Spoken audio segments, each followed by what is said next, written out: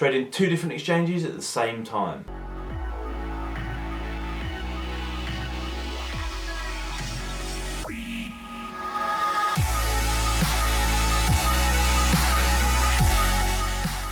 Steve asks, "Hi Khan, just wondering if you'll be trading on Betdaq as well as Betfair over Cheltenham.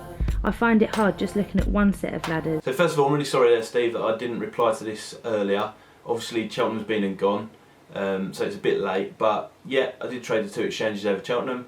I spent more time on Betfair than I did on Betdaq, although I spoke to a few others who don't trade full time anymore, used to trade full time, and they spent time on Betdaq and they had a good experience, so that's something for me to bear in mind as well.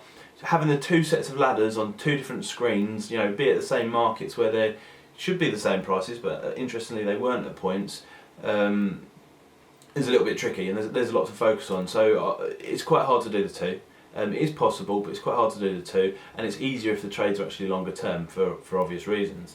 Now around Cheltenham I trade short term more than anything within the market, so that's not really, you know, it's not really a case. It actually makes it a little bit trickier, you know, when you're scalping to be operating on two different exchanges.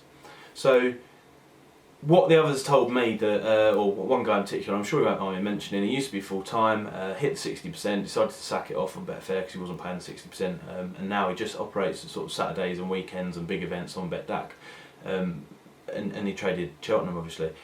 What he told me is it was actually a lot better this year, and it was quite easier for him to get money through the markets. Now, I know on the last day in particular he had a very good day, or bar a few technical issues. And it sounded to me as though maybe I should have spent more time on Betdaq this year. So that's something I'll be thinking about going forward. Obviously there's not the premium charge, and it's kind of hard to I mean, you have to make a decision at the end of the day. I'm like, I know that I can make X amount on Betfair, or I know that I can do well on Betfair, so to do the same on Betdaq or more, although I don't have to take as much each market, I have to try it a little bit harder just because it's that bit different, and I'm not used to it. So it's hard to tear myself away from one to go to the other, although it sounds as though, from talking to others, it's getting to the stage where it might be better to focus more attention on Betdaq. So for the bigger events going forward throughout the year, weekends and like Ascot and all that kind of stuff, I'll be spending a little bit more time on Betdaq now. The general liquidity is better than it's ever been before when I noticed that over there.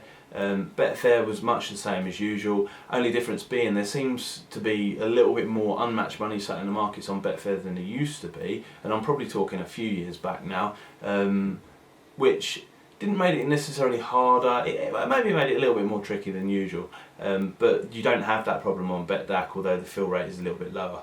Something like the Gold Cup, obviously there's just loads on both, so trading two at the same time is possible, but depending on what you're doing there, Steve, you might be better focusing on one or the other. And for the bigger events, I'm kind of starting to lean towards Betdaq for that.